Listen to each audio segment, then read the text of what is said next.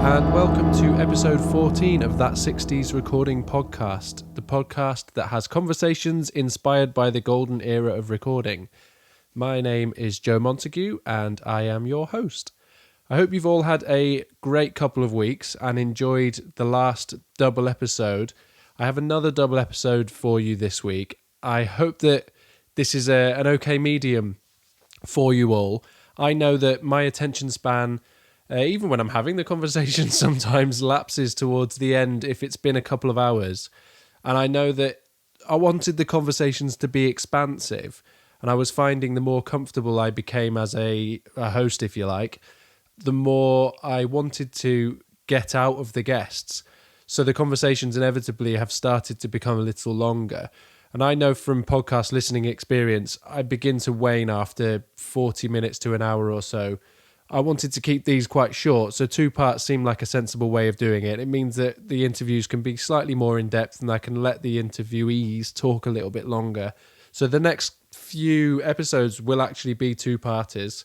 I have a very exciting guest coming up after this one as well. And this one is also a very exciting guest. So I'm chatting with Neil Innes from ATA Records. They are, ATA stands for All Things Analogue. And Neil has a studio that he runs with his label mate Pete.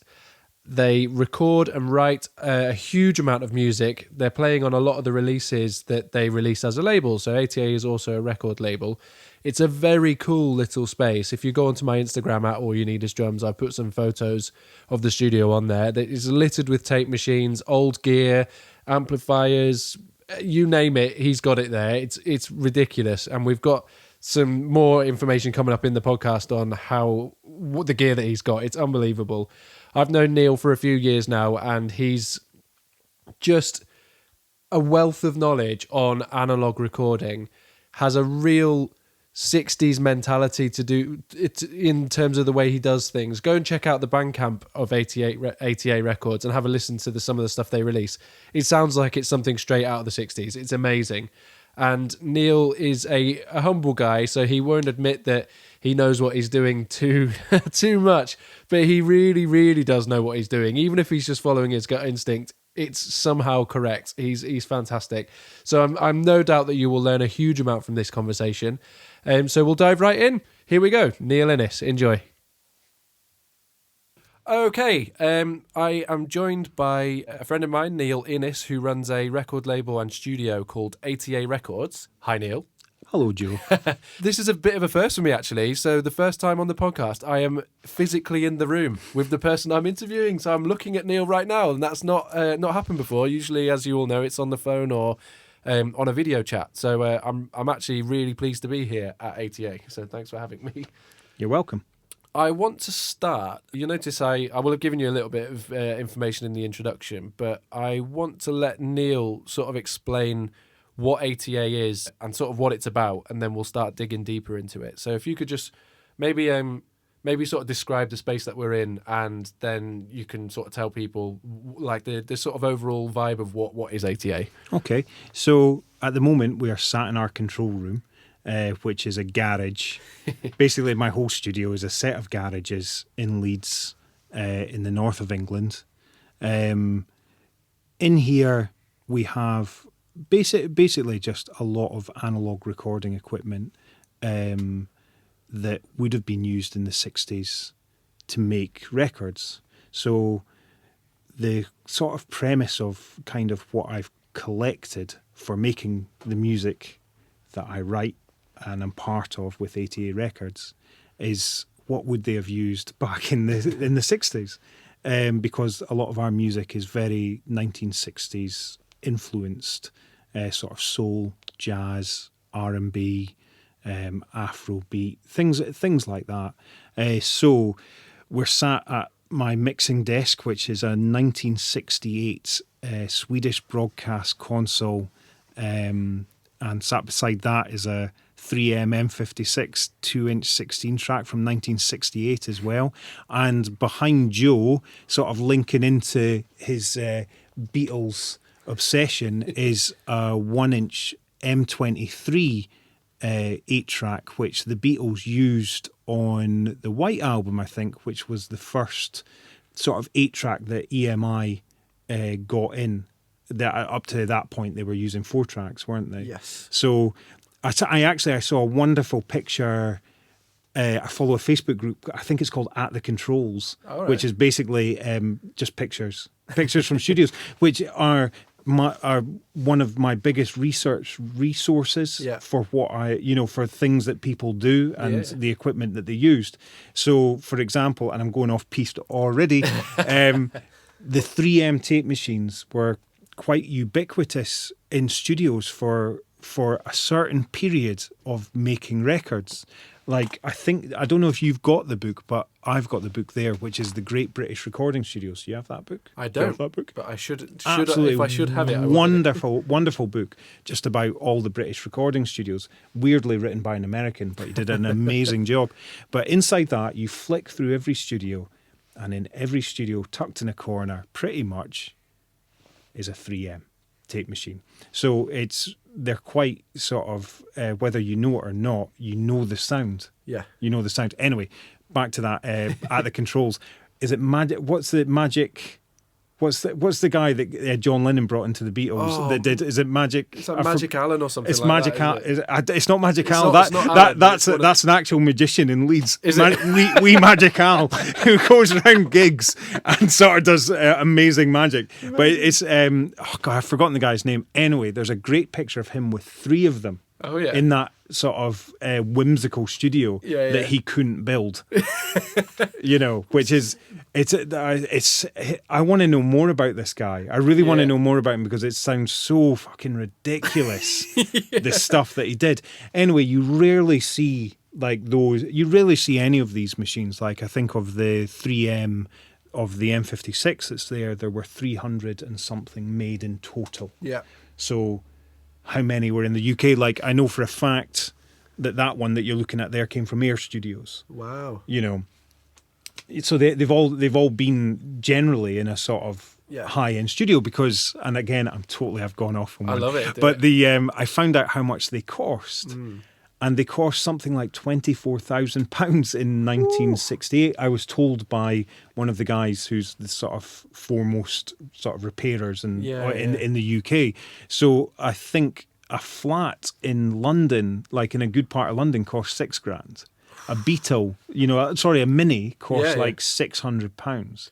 £24,000. So that's 24,000 60s money. Yeah, 60s money. Before you've even converted it to modern money. That's madness. It is madness. Yeah. Like I've heard other old studio guys talk about this as well, like when they bought their first tape machines and they're just prohibitively expensive, like cost 4 or 5 times the amount of their house. Wow. So this studio is just kind of chocker full of a lot of this old gear, which plays one part, but an important part in the sound that we achieve with the music that we're trying to make, and through the door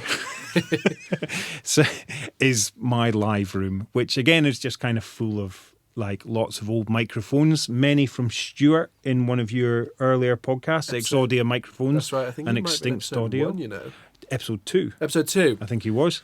And so I get a lot of my mics from Stuart, which I have to say, if anybody's here listening and they're kind of like, oh, I'm thinking about getting a vintage ribbon mic or thinking about getting a new microphone, go to Stuart. He's the man. It's like there's no point fanning around on the internet when you can just buy one from him, and it's like everything through there. All my mics are just tip-top condition. Because they come from him. I just don't waste my time anymore. Well, you're the reason that I know Stuart. For a little bit of context, Neil is kind of like my recording guru. Any questions I've ever had, I ask Neil and then ignore his advice and then come back cap in hand and say I should have listened to him a year later when I've made my choice, and then I realised that he was right.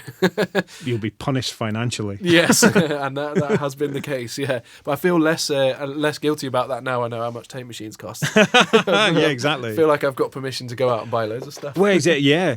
But the weird thing about these tape machines in particular, they're kind of like what they're worth now is really arbitrary.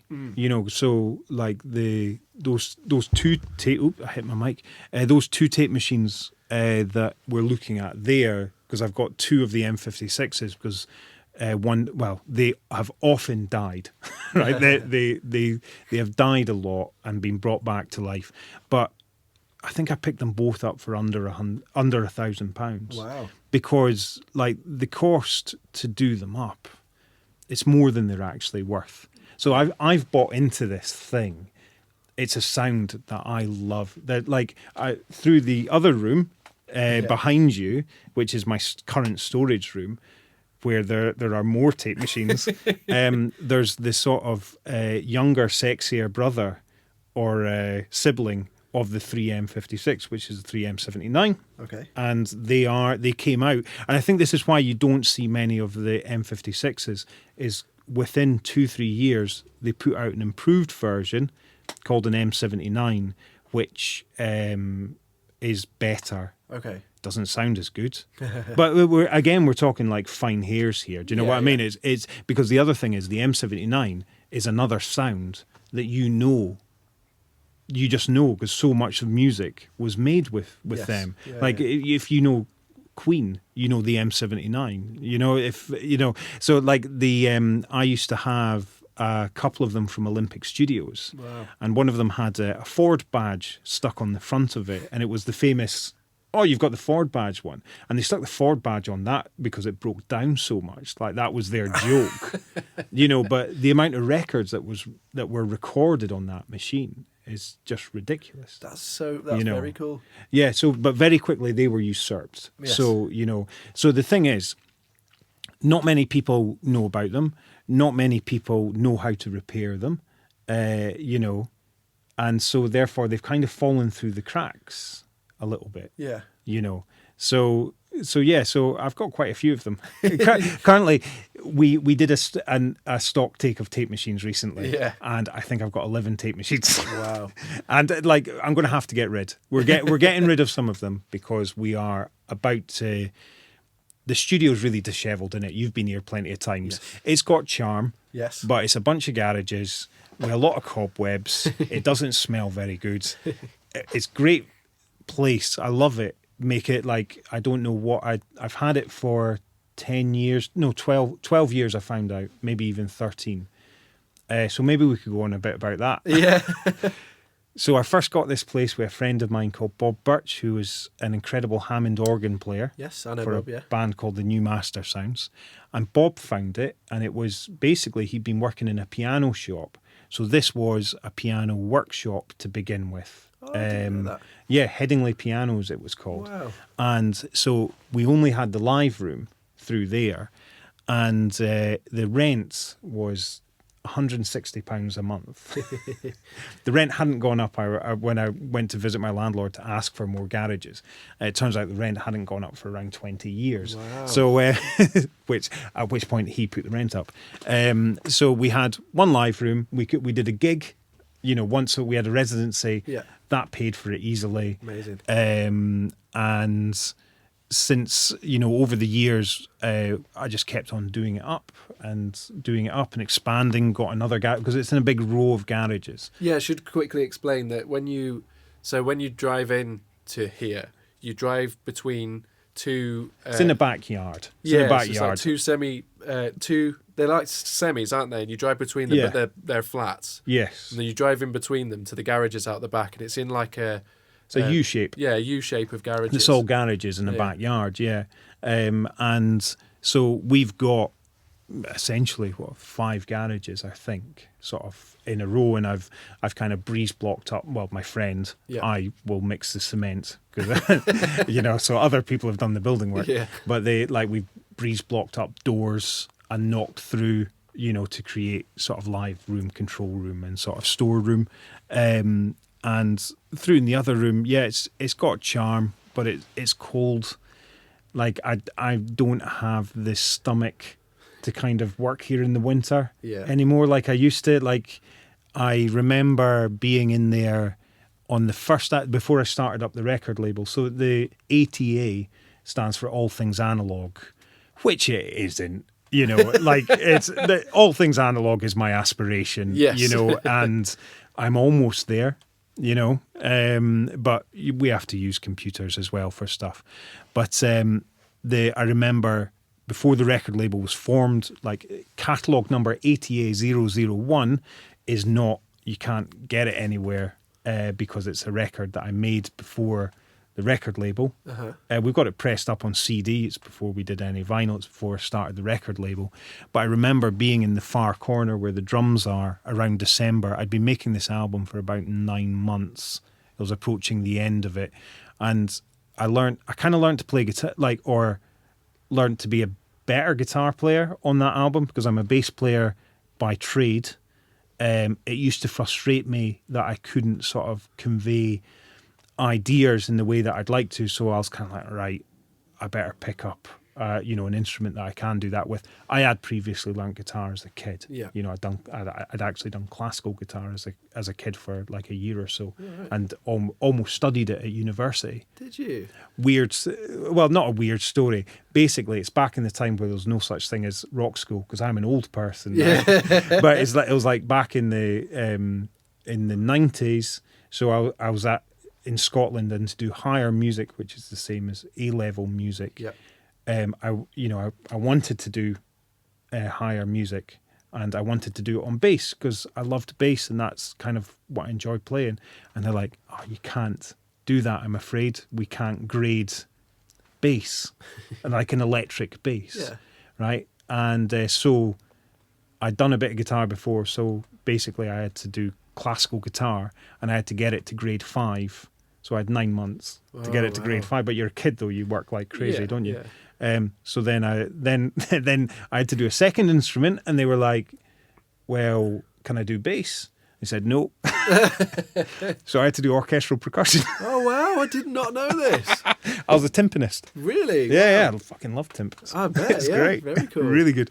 Anyway, like when I started the studio, that album was me getting good at, or not even good, not even competent, adequate at playing guitar. I remember just sat in that corner doing a 12-string guitar part with a duffel coat on, and I could see my breath coming out. Like, I'm sure many people who've had studios like this have been in that position. I almost got hypothermia in here once. Wow. That's another story. So it's quite a ramshackle place, but it's a great place. Like, it's the positives of this place have been the affordability. Like, we were talking to somebody about this. So I think making music it's definitely prohibitively expensive. Yes. For so many people, and it's just been sort of stubbornness and luck that I've been able to have this place. Like, when we found it, as I said, it was like £160 a month. It's next to nothing, isn't it? You know, and then all this gear. The majority of it, because I'm quite I wouldn't say an obsessive collector, because I kind of don't. I mean, I'm looking around and it might say there's 10 tape machines in here. But the reason there's 10, I'll justify. Well, the reason there's 10 tape machines here because spare parts are so kind of. They just don't exist. Yes. So any time I see a 3M tape machine, I'm just kind of like, shit, I'm going to have to find some money to get this, because, I just hate the idea of not having them, because they're such a integral part to what we do here at ATA. Yeah. So it's bad though. I'm getting rid of. They're good. Like the M79s, they are a sort of safety net. Yeah. Like, because it's like, okay, if those die, I can always use one of these, but I don't like using them as much. Not as much fun to me, Yes. Yeah. But anyway, I'm about to get them like properly refurbed, which will be fantastic. So. Does that explain anything about ATA? Or should I say something more about ATA? No, that explains it perfectly. I mean, one of the things I find really interesting, and I seem to have this conversation quite a lot, is that lots of studios, especially the ones that seem to work, are in places where you wouldn't expect them to be. So you would, with the garage closed, you'd never know that this would be a studio. Idea. It looks like a load of garages. Yeah.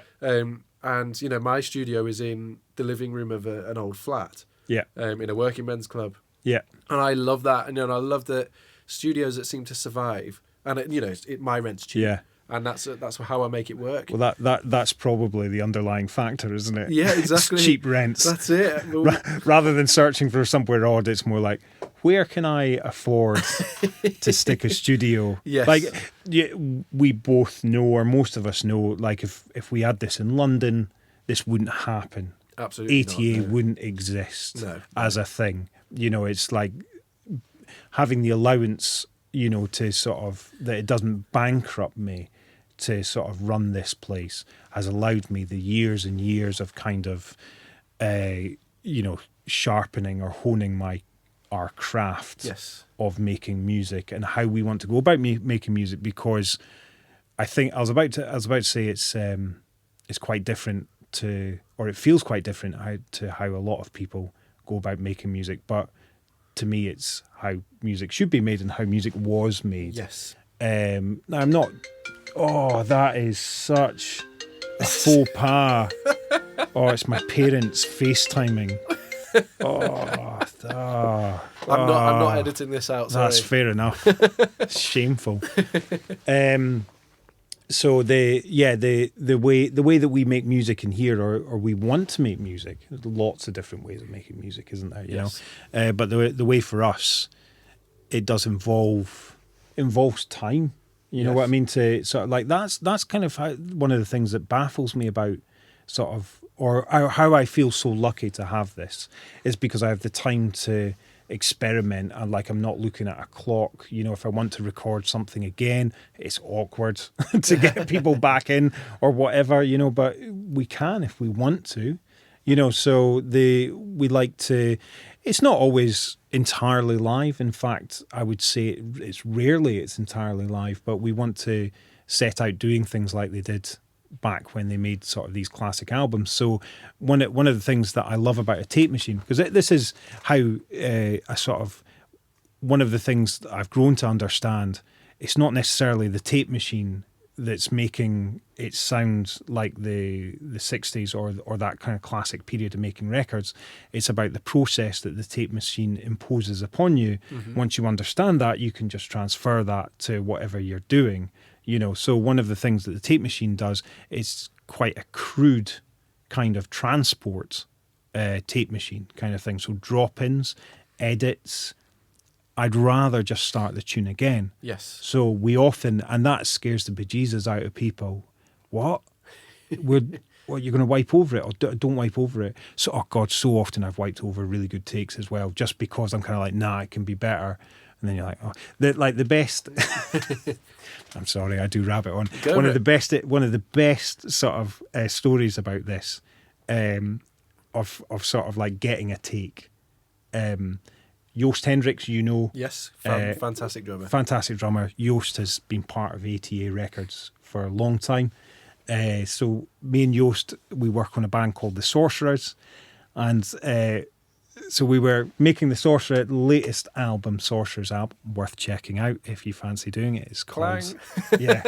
I said it's called, and I can't remember the title of it. In Search of the Lost City of the Monkey God. There you go. I've heard it, and I can clarify that it is definitely worth buying. So Joost was up for maybe 2 days, I think, or something, to track all the drums. So here's an example of like how we'll track something, right? So with the Sorcerers, Joost on drums, myself on bass, and my label partner Pete on percussion, and we just track all the tracks. So we've kind of got in our heads what is going to be on top of it afterwards, but we'll just track all those live as a little rhythm section, basically. And Pete had gone for the day because he had childcare, had to pick up his kid or something, and I was left with me and Joost, and I was knackered, and Joost was kind of like, oh, come on, let's do a few more things. At which point we wrote a couple of like really nice things that are on the album, and one of them, a track called End Credits. Now, on our 45 release of that album, there's the alternate take of End Credits. Okay. So me and Joost wrote this thing dead quick, and a fucking brilliant, banging sort of track. And we were like, we'll knock this out in seconds. It took us 3 hours. Like, it really did, because it, like, the contrast between the A and the B section, the sort of, the wind kept on going out of our sails when we were doing it. So there's one version of it that we did to a click, and there's one version that we didn't do it to a click. So we just thought we'd repurpose that as a thing, and like we did an alternate version of it when we came to finish the track off. But yeah, we like to get complete takes. That's one of the things that I think makes the music. I was about to say really good, but that sounded big-headed. Satisfactory. Yes. To what I'm trying to achieve.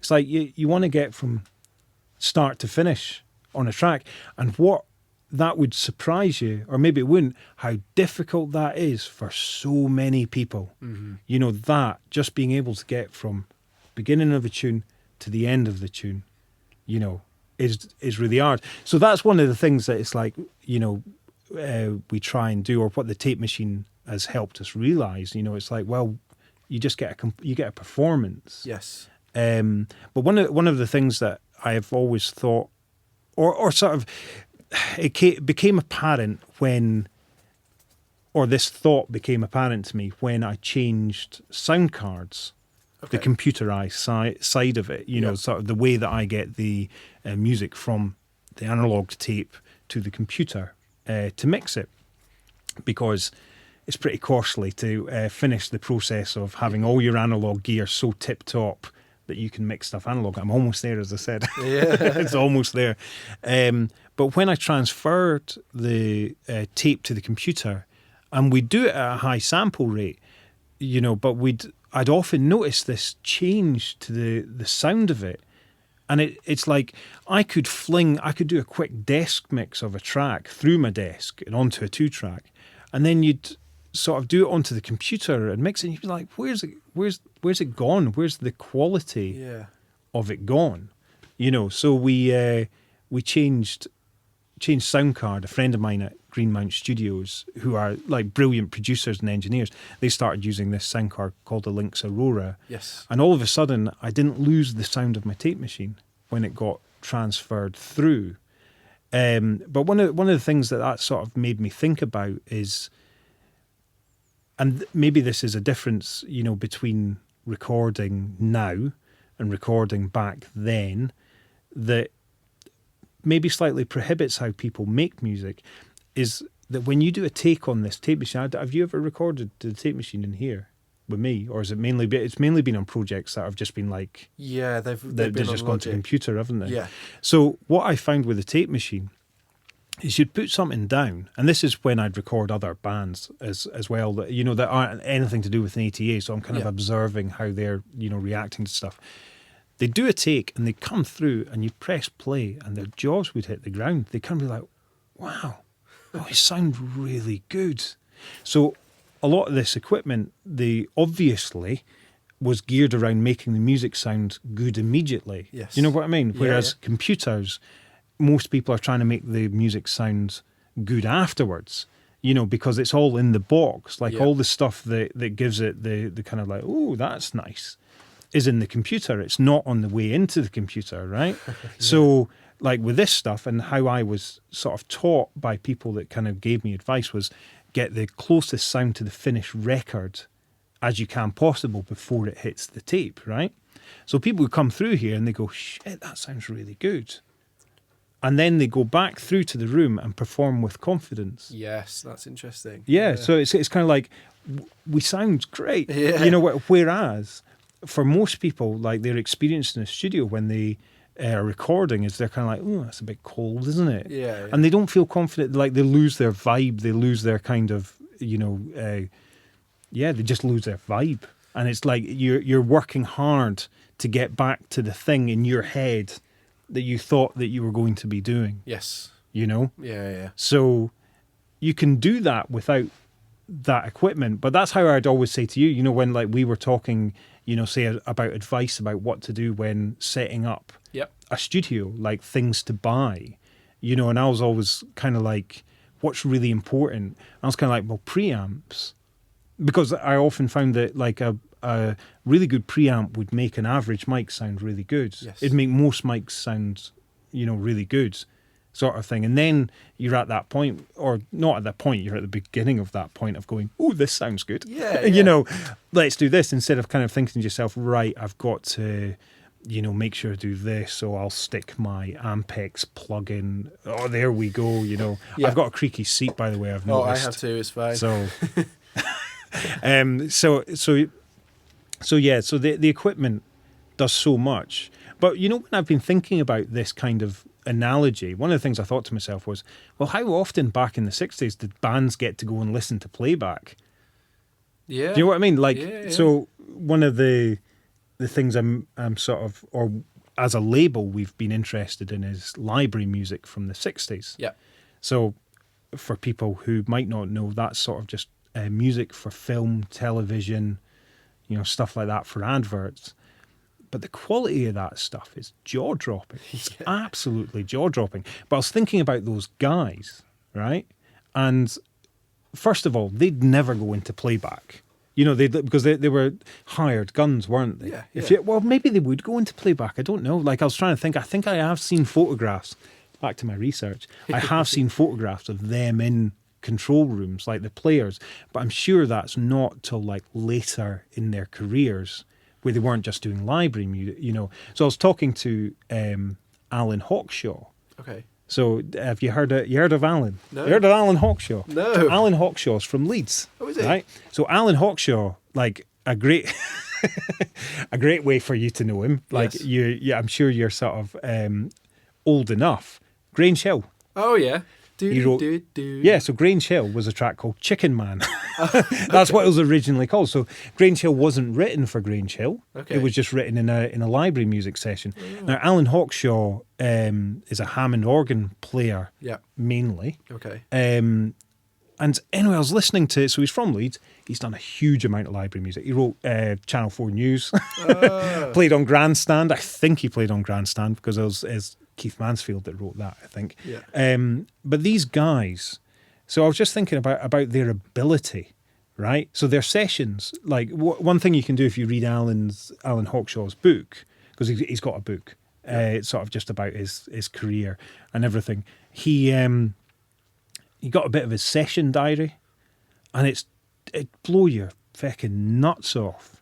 Like, they were literally, and oh, by the way, here's another plug for you. Yeah. Is a friend of mine made a film called the Library Music Film. So if you're interested in library music, Yeah. it covers so many aspects of like recording, writing, you know, and just amazing music, you know, from all over Europe, and a little bit. I don't think they touched on America at all, because but it was very specifically a European thing. It feels very British or Yeah. very Italian or very French. But that has a lot of information about this stuff Okay. that I'm talking about. Yeah. But in that thing, they go on about, they had like a string section on mopeds that were just going around London, you know, trying to make all the sessions. You know, they'd be doing like, I think there was an early session that would take you up to sort of just after 9, and then like an 11 till 1, and then like you know what I mean? So they could be doing Yeah. 4 sessions a day. Well, they were all 3 hours in length, weren't they? Exactly. So it's union contracts. Something that we were thinking about doing here. Yeah. Like because Kinda Blue is 2 3.5 hour sessions. 2 3.5 hour sessions. That's all like, obviously there was years of practice, Yeah. preparation, thought. You know, the band had been playing together for, you know, but 2 3 hour sessions. mind blowing, isn't it? Absolutely mind blowing. And Kind of Blue, every track in Kind of Blue is the first time that they played the track from start to finish.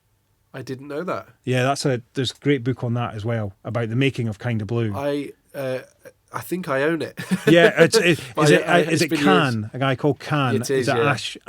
Ashley Khan. Ashley Can, I think. I have it, but it's been years since I've But read it. it's beautiful when he talks about in the prologue about, I think it's in Columbia Records, I might be wrong, but the guy comes up, you know, pair of white gloves on, here's the reels, you know, puts down 2 reels, threads it up, ding, and you hear Miles Davis's voice kind of, and then it just goes into Bill Evans's piano intro. Yeah. Into, you know, so every tune in that is the first time that they played it from start to finish. Interesting. So I think there's a sort of outtakes thing where you hear the beginning of Freddie the Freeloader or something. Yeah. They get, I don't know, not even a minute in, and Miles Davis calls it and they start it again.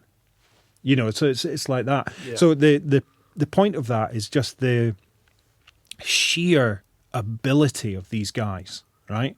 So you go through and listen to the KPM stuff, which Alan Hawkshaw did a lot on, and every solo, right? These guys aren't complex players, right? Yeah. But every solo just does exactly what it needs to do. Every organ hit, everything. They're such disciplined, sort of amazingly honed players that can just go, ready? Here we go. Bang. Done. Next, right, we've got 3 tunes to get through. Tune 2, okay, everybody, have a look. You know, they didn't get the parts 2 weeks before. It's like, here you go, yeah, we're doing this. Okay. You know. So they have to almost... I think there's something I really enjoy about 60s and 70s sort of session musicians. You know, some of my favourite players like Philly Joe Jones and Carol Kay. Who are, these just ridiculous players who... The reason that I like them so much is that I think when they're doing these sessions that you're talking about, they almost have to default to sort of how must I explain this? So they can't try out new things necessarily. Everything has to be in their arsenal. So they're just playing stuff that they know is going to fit really well and works. And there's a brilliant sorry to interrupt you. There's a brilliant YouTube video. So have you ever seen the film called The Wrecking Crew? Yeah. So have you seen the bit where is it Tedesco? Is it Johnny Tedesco? I think so. Yeah. The guitar player for The Wrecking Crew is doing a seminar about working as a musician, and he's doing I think first of all a session like Charlie's Angels, I think he said it was in Mexico, and he plays this flamenco lick, and then he's somewhere else, and they go on about like Tijuana, and he just plays like every time they ask him for some sort of lick that is slightly south of the border of America, doesn't matter what country, he just plays that lick. That's my sort of like flamenco lick. And he laughs because he's like, nobody ever twigged. No, I've seen that clip. But the Carol Kays are brilliant. Just an amazing. You know, the fact, like I've done this once, and again, it's like finance, isn't it? You know, it goes right to the back burner. You can get a bass lesson from Carol Kay. The time when I did it, it was £35. £35 to have a Skype hour with Carol Kay in our living room. The stuff I learnt from that lesson, you know, is so fascinating just speaking to her.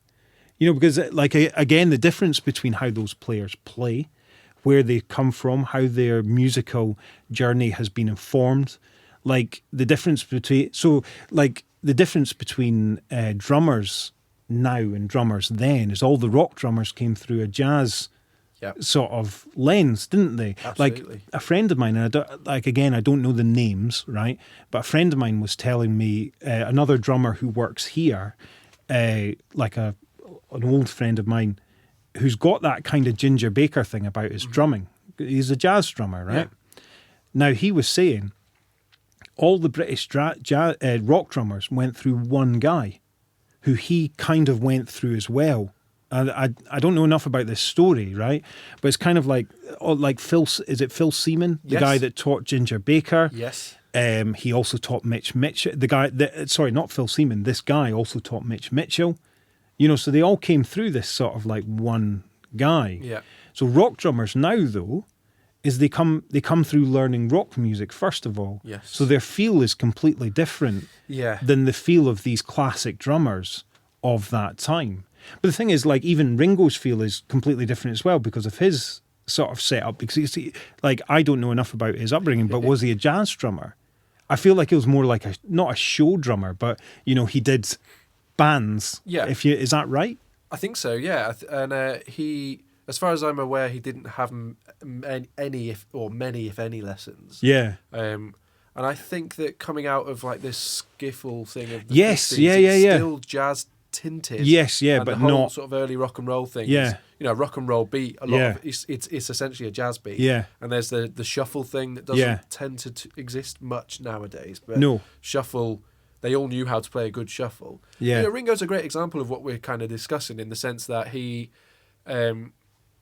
plays what's necessary. There are times when he can sort of stretch out on Yeah. Beatles records, but especially the first few albums, stretch out as far as. Well, Ringo he didn't can want that. I'm stretch. laughing because I was like reading that bit about him just really didn't want to. No. And I get that. I totally get that, because like as a player, like I'm not a flash player. I don't have because I don't want to be. I want to be a bass player. Like I'm not interested in sort of music for musicians. Yeah, bass You know what player I mean? for songs. Yeah, I'm going to play the tune. I'm going to do the best, the best I can within that tune. But I can understand with Ringo, it's sort of like, I have so little interest. Like I've come from a jazz sort of funnel. Yep. I've done a lot of it. I've got no interest in taking a solo. It bores the shit out of me. Like a bass solo. Yeah. It's like there's a handful of great bass solos. And I mean a handful. The rest are just fucking time filler. It's like, yeah, it really is. Like there's, I remember at college, because I went to Leeds College of Music. Did you go to Leeds College of Music? I also did the jazz course. Brilliant. So when I went to Leeds College of Music, I learned so little in that. Sorry, this isn't a good advert for Leeds College of Music, but the most of it I learned out of Leeds College of Music, right? And I remember I was lucky enough to kind of know a lot of musicians older than I was. Who were just incredible, and they are incredible, But there was this bass player, there's this singer, this Scottish guy. So another, there's a lot of Scottish people in Leeds, isn't there? It's kind of like a place that a lot of us end up to do music. So there's this singer, a guy called John McCallum, and he sounded like Stevie Wonder or Donny Hathaway. It's just jaw-dropping. And then in his band, there was this bass player called Greg Robinson, who turned out I don't know how much older Greg is, maybe like 4 years older than me, I think. But Greg's from the same town as me. Wow. Yeah, he's from the same town in Scotland. I remember just being in their flat one night when I think I was 18 or something, but they put on Donny Hathaway live. And it was very much the whole night was, have you not heard that album? Oh, come on, let's put on this album. So, I don't know what that accent was, by the way, because neither of them are from Glasgow.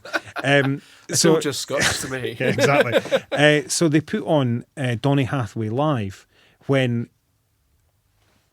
is captured possibly the greatest bass solo ever done. But I say that tongue in cheek because Donny Hathaway, there's says before the solo starts, the greatest bass player, and sort of I can't remember how he says it. I've messed that up, but he's basically like the greatest bass player in the world. Yeah. Willie Weeks. Boom. And he does this bass solo that's so it's just fabulous. It almost sums up bass to me. And the way he does it is so simple as well. So it's kind of like all the other stuff just feels like fluff to me. Yeah. Because it's like bass is a low instrument. So, does it want to move as fast? Yes, Do you know what I mean? Yeah.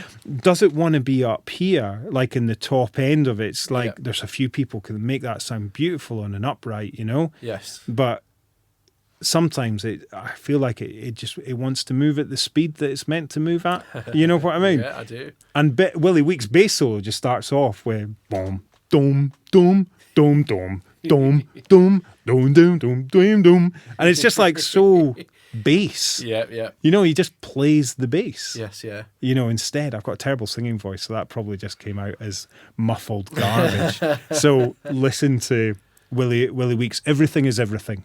I have the album the Donny Hathaway album, because you told me to buy it. And I've given that album away so many times. Have you? I've had so many copies of it that I just said, have it, take that album away. Amazing. Because it's so like the way that people play now, that sort of funnel is very different. Like Carol Kay goes on about, so say when we were at jazz college, they talk about a syllabus of scales. Yeah. And I've got this great bit where Carol Kay was, I recorded it on my phone. I recorded the lesson, and she was like, scales, she says, scales are for squares. Said like when she was in jam sessions, nobody played scales. They all played arpeggios because it was bebop. Yeah. So they're just like, scales are for squares. I say that all the time. It's scales are for squares. Like, what scale do I play over this? So again, like the academia maybe and the sort of the way music has gone now, it often very much feels like music for musicians, but sometimes I observe that these musicians aren't that great at being musical. You ask someone, like back to that thing about Alan Hawkshaw, you ask someone to do a 16-bar solo. Like, I want you to, do you know what I mean? Like, Yeah. I was going to use a really crude analogy, but, my pants want to be off by the end of it. Do you know what I mean? You've got 16 bars. Yeah. What are you going to do? Yeah. To kind of like, and those guys could do it. It's it's really interesting. I mean, we were talking before we started recording about what do I want to discuss with you, and one of the things that I really enjoy about this podcast, particularly, and the conversations that I get to have, is it's there's so much gear in here, and I'd like to talk about some of it. But I was intending on talking about a lot of gear, and we've spent 45 minutes chatting about the way that the music ends up being as a result of the method of recording that you're using, and that sums it up for me. That yes, okay, there is absolutely a sound attached to sort of 60s or that golden era of recording, but it's an attitude. Yeah, absolutely. Before anything, yeah. And that's one of the biggest takeaways that I've had from knowing you. Yeah, is okay. The service that I offer at my studio, sort of drum recording, I have to cater for a modern sound to a degree. I send people a lot of stems. That was one of the biggest discussions we used to have, was why do you have so many mics? And that's something I was going to bring up earlier. Brilliant. Is when I've done sessions here, it's like a kick and overhead and maybe a snare, and that's just it. And the sound's amazing, like you said. And I love that. So it incorporated in my setup is that minimal setup. Yeah. If I was to mix it, that's what I use. But I try hard to approach my sessions and approach my mentality at the studio with the influence of what we've just been discussing. So I'll do full takes, and I try it's on the way in that's important, and that's all of that mentality stuff that we've just been discussing is so, I find it fascinating, and I that's one of the things I'm most grateful for having known you for, is sort of learning that way round it, even though setup wise the way I work is very different to the way that you work here, even though I'm sort of in inverted commas sort of working from the sort of vintage side of things. It's certainly a lot more modern. It's the technology that's informed that kind of, because for a lot of people they don't know what they want, do they? That's another thing. And especially to do with the difference. The equipment here, you make decisions first. Yes. If we're going to chop out, like, again, I say that, but I use a computer, so at times those decisions will go onto a computer. But we're very another really funny, or just not that funny, is it? Another interesting example of kind of people's opinions or sort of perception, about how you do stuff. So this ties in very nicely with our latest release, which we did years ago, absolutely years ago. It's called Somebody Stole My Thunder, and it's a big band. So I got a friend of mine who works with a label called Steve Parry, who's a big band arranger, right? Yes. Guy's amazing. I love working. He's so interesting, so knowledgeable. He'd blow your head off about Beatles stuff. That's interesting. I was going to say I recognise the name, and it will be from Big Band Scores, reading them on. Totally. Yeah, absolutely. And I think he even played. So Steve plays Everett. Steve's one of those guys. Music just flows through him. You know what I mean? He's a great sort of band leader as well, and stuff like that. And this is going to tie into something I'm going to say in a second. But I think he played in he did a depth session in Will Lee's. Is it Will Lee, the bass player? He has a Beatles band. Will Lee's like, he plays on somebody's talk show in America. He's like one of those, but he's a big session bass player, but he has a really good Beatles tribute band. And Steve was making me laugh because he plays everything. So he was playing trumpet, trombone, French horn and flute. Wow. Wow. Just for this for this one gig. But anyway, It might well be the Fab Four. I'm sort of thinking, I don't know. Is he New York based? Could be, probably, Because if it's New York, it will be the Fab Four. I mean, obviously, we were chatting before. I've had Rich Pagano on here, who's the drummer in that. But I don't. I only I know of Will Lee because he does the Heard It Through the Grapevine on James Jamerson's Bible bass book. It's track 3. It's sort of on that. He's doing that one. But so we were doing this session. Like I asked Steve to sort of arrange some horns for. And I think we ended up doing like 5 saxes, 4 trombones, and 4 trumpets, I think. How many mics do you think we used? So this is all tracking them all at once? All in there, yeah. So we had like playback speaker playing the sort of, the track. Well, there's sort of logical... I say logical. The way that it would be done is that everybody has a mic. So what's that? Of course. That's 12. Yeah. And then a couple of room mics. Yeah. So I would say my guess for a normal studio would be like 15 maybe. 2. 2?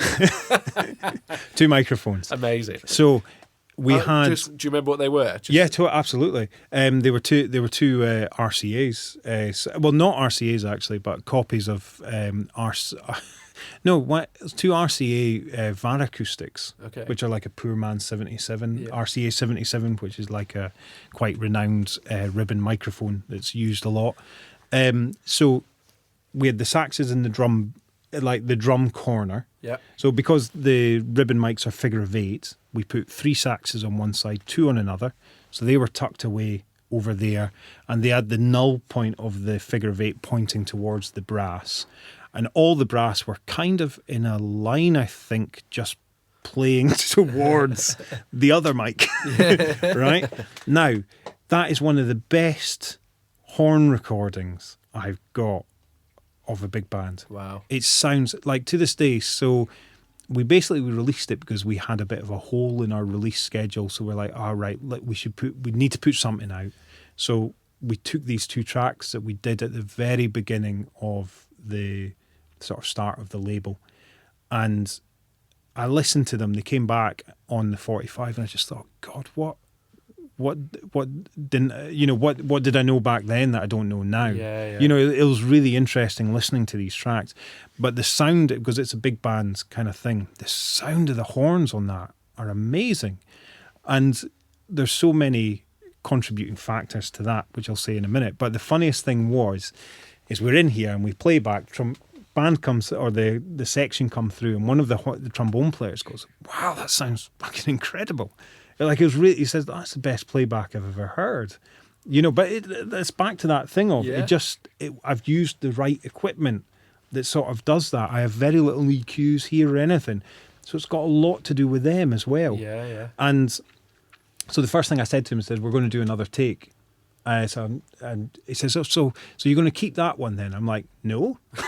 So he couldn't get his head round that we had to wipe, because that we were using the other version of that tape machine, which only had 13 working tracks. That one has 14 out of the 16. Right. So anyway, it's like, if you don't get it right, we're doing it again. Because I've got nowhere to keep it. You know what I mean? Yeah. So anyway, he was like, what? Couldn't get his head around it. But went through. Anyway, one of the main reasons I think that recording sounds so good is because of Steve. So he's called, like, jokingly, Sergeant Parry, right? But everybody, like, you can see them, when he's conducting this sort of section, nobody wants to fuck up. Yeah. And that's a similar thing, like, when you talk to those guys back about sessions in the 60s, you didn't want to be the guy that fucked up. No. Because you're doing it again. And then you're going to be the guy, that caused that to happen. You might not even get asked back ever again. Yeah, Do you know what I mean? Yeah. And nowadays, it would just be a case of it's cool. We'll just delete that one and you can overdub it or something. Or we'll keep all of them and we'll comp out of it again, which is not. That's. I'm not saying that's a bad thing either, though, because like. When I used to have, earlier you're talking about, what should we talk about? Maybe one of the first things that you worked on. I used to have an Otari tape machine. Sorry, I hit the mic stand. I used to have an Otari tape machine that, compared to these tape machines, is like running a computer. Yeah. Like drop-ins, you can drop in syllables. Oh, really? You know, like things like that. It's incredible what you can do with it, you know. So, like, often, you know, I've comped together takes that way. Do you know what I mean? So there's nothing wrong with comping together takes, but there is this element of never committing to your actual take. Yes. So surely that attitude or that feeling has to come through in the music of just like, whatever, you know, it's all right, comp it together. Instead of that feeling of like, man, and when you hear that horn section, that's two mics, and you kind of go, how's that two mics? Because they were playing like motherfuckers. Yeah. You know, they were like, and I've got a video, it's on our sort of Facebook somewhere years ago of Steve, you know, just going, right, you know, so everyone, you know, and he's got that kind of vibe about him. Like me and him were actually talking about this only like about a week ago, because I've just put out we've just put out this 45, and I was laughing, and he was like, yeah, because I'm a belligerent fucker. You know, it's like, it's going to be done his way. Yeah. And it's dead interesting. You know, so like, since, you know, you mentioned this podcast, I have been thinking lots about, you know, what is, I do anyway, but, you know, like in terms for this podcast, I was thinking, what is 60s recording? What is, you know, and there's so many aspects of in that chain, you know, that make or have made these records, and they're not one chain, they're different chains, you know. So people talk about so we specialize in a lot of kind of like funk stuff and things, and I like a lot of rare stuff that people have, you know, things that you discover that you're like, where was that made? You know, like a good example of this, my mate has a 45, because I've got a very good friend who's a record collector who like a lot of my education, like back to that thing about, you know, education out of college. Yeah. I lived with him for like 6 years. Oh, right. We spent so much time sort of like early hours of the morning. What, you haven't heard this? He'll go off, come back with 6 records. The knowledge that this guy has. Anyway, he's got like a 45 of like this R&B, you know, for black R&B musicians cussing the governor of a certain state.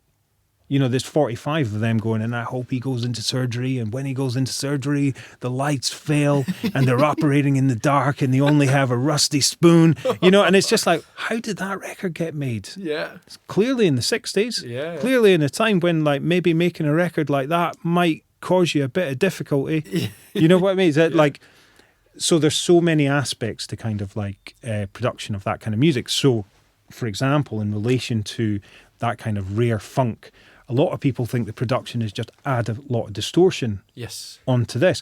Or lots of people think funk music is just like a beat and a groove that goes on. But sometimes that funky break was in the middle of an amazing tune, or that funky break was the intro to a terrible tune. Yeah. You know, or like the whole idea of distortion. It's not something that they were kind of going, oh, do you know what? Let's drive the shit out of this. Yes. It was maybe, you've paid for an hour, son, get the track done. Yeah. Do you know what I mean? Or something like that. And it's just like, right, well, we've done it. Okay, we better just press it up. Oh, the drums are horribly distorted.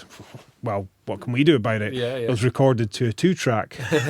Do you know what I mean? Or something like that. Yes, you know, there's so many of so those things weren't so much a stylistic choice, you know, that they made. Yeah.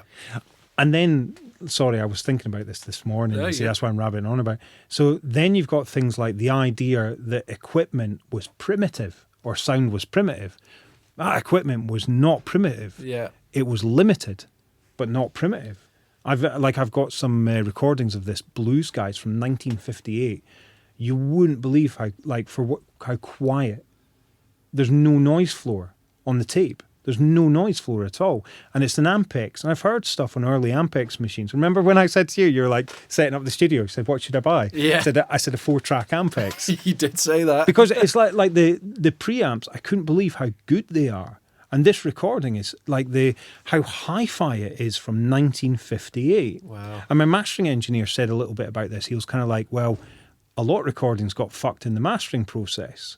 You know, because it just didn't, you know, because mastering was kind of quite different back then, wasn't it? Like, especially in that Jeff Emmerich book, it's fascinating. Like, I heard you mention that book, but like, it's fascinating when they talk about how your training, once you got out of making tea, sort of started in the mastering room, because Yeah. you've got to know how to master before you know what to sort of provide somebody Yeah. to then master. So yeah, the equipment was limited, as in like maybe they only had one track to record to, or two tracks to record to, or like the one I love that I guess not slips through your idea, but you don't often see them anymore because they're useless in today's music in a way, is a 3-track Ampex. Yeah. So it'd be like band vocals overdubs. Yeah. Do you know what I mean? It's Yeah, just yeah. like 3-track tape machine. What?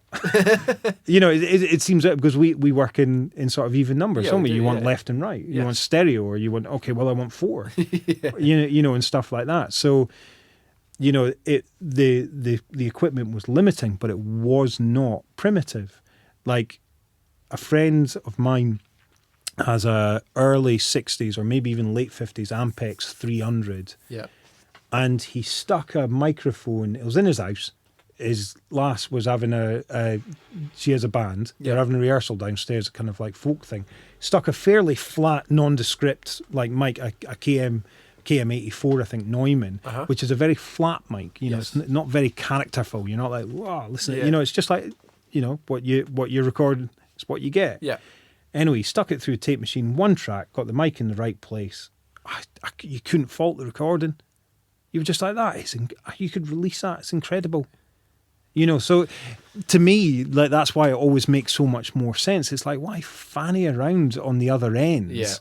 Yeah. Like trying to make all that. Because I often find when you're mixing, oh man, it just seems so sort of destructive as a process that you're like, to make something better, Yeah. you're taking so much away. Whereas if you get it right at the beginning, people have recorded here and taken files away, and then like one of the things that they've said is kind of like, I didn't have to do anything to it. Yeah. Which I don't think I've got any special skill.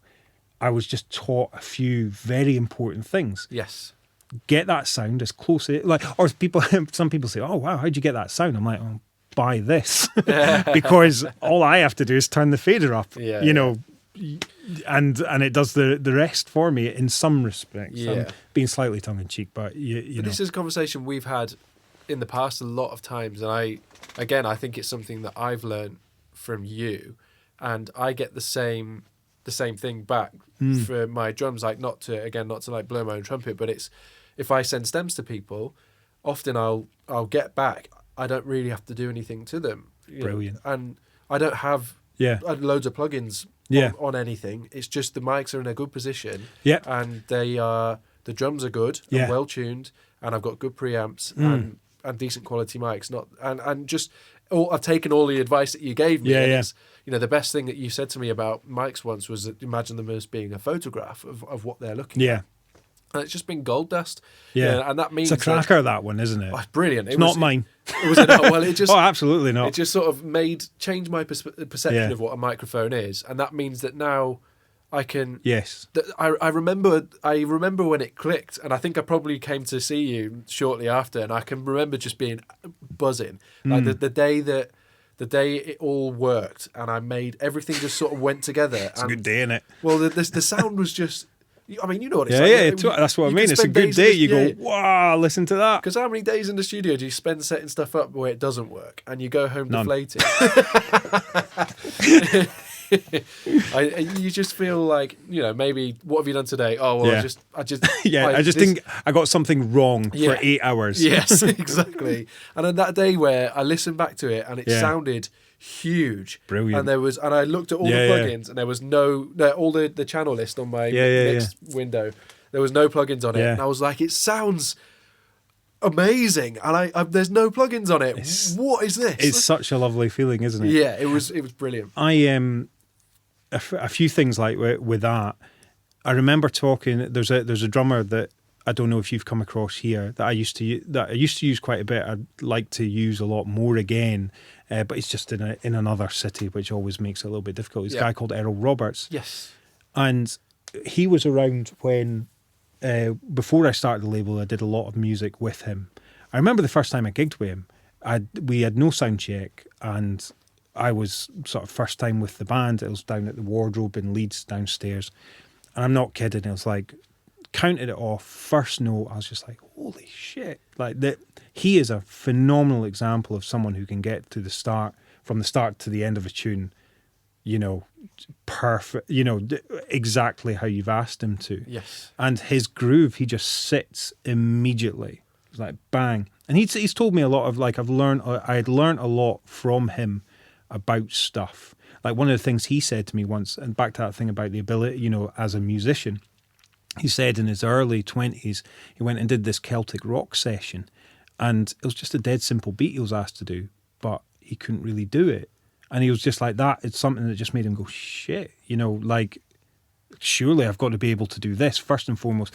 And I know a lot of people who are kind of like, when they see him play, they're a bit like, oh, he doesn't do much sort of thing. I'm just like, wow, you don't get it. Yeah. You don't get it. You just don't get it. Yeah. You know. Anyway, with Errol, I remember saying to him about one microphone, you know, sort of like doing this kind of like one mic thing. And again, that came down to me not having many mics. Yeah. I don't have enough mics. You know what I mean? Yeah. So I just, you know, I'll tell you a story about the one mic thing in a second. But like that one mic, I said to Errol, it's like, oh, it's, you know, it's just incredible, isn't it? And Errol was kind of like, well, I was saying to him, isn't it amazing how sort of good it sounds, you know, like a full balance kit. And Errol kind of looked at me and says, well, that's because I balance the kit when I play it, right? And then he said, we were in Cellar Bar at the time, you know, just a gig after a recording. Great days, you know what I mean? When you used to be able to do all that stuff. No, you can still do it. But anyway, he's at the kit. And it's great. I can do a great impression of his body movements because they're so wonderful. I love his body movements. But he was like looking at the toms. He says, right, well, you know, he says, look at that drum kit because it's the house drum kit, and there's just a mess of, you know, sort of hits all over the skin. Everywhere. Yeah, and that kind of discoloured, you know, dirt kind of thing. He's like, he said, see on my drum kit, there's a dot in the middle of each one because every time I hit the tom, I hit it right in the middle. Yeah. And that's how, like, when he hits it, like that movement that I've just done, he's so sure every time he hits it. But I've got a great track that we did on this album that's not out that it's kind of like a half-time folk, you know, it's sort of psychedelic 60s folk thing. And he's just kind of like toms and a bit Ringo-ish in a way, you know, over the A section. But on the B section, he goes to like a daka, daka, daka, daka, daka. Yeah. And we recorded it with a click, right? When it gets to that B section, without fail, each time he hits that B section, you know, when he's dat, so his cross stick is on the sort of crotchet, the metronome disappears. Yeah.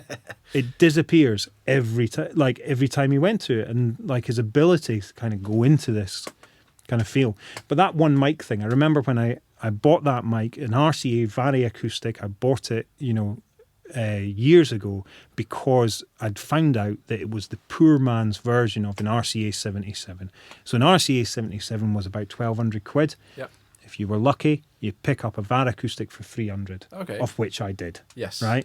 And we got it here and plugged it in, and Eddie Hick was here. Yeah, I know. And Al McSween. Yeah, I know Al. And somebody else, I can't remember who it was, but I plugged in that RCA, put it down, and everybody was dancing in the control room because it sounded like a breakbeat. Yeah. And then Eddie came through, and Al went through and played the drums, and we were all just like, listen to that.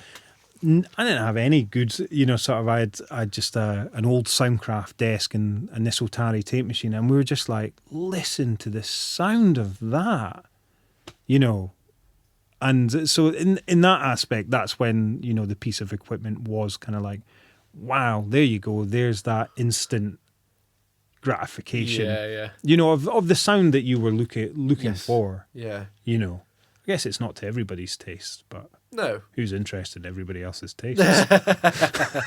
It's fascinating, man. It's so interesting hearing all that stuff and all those stories. There was something that was coming to mind when you were talking before, but it's completely escaped me now.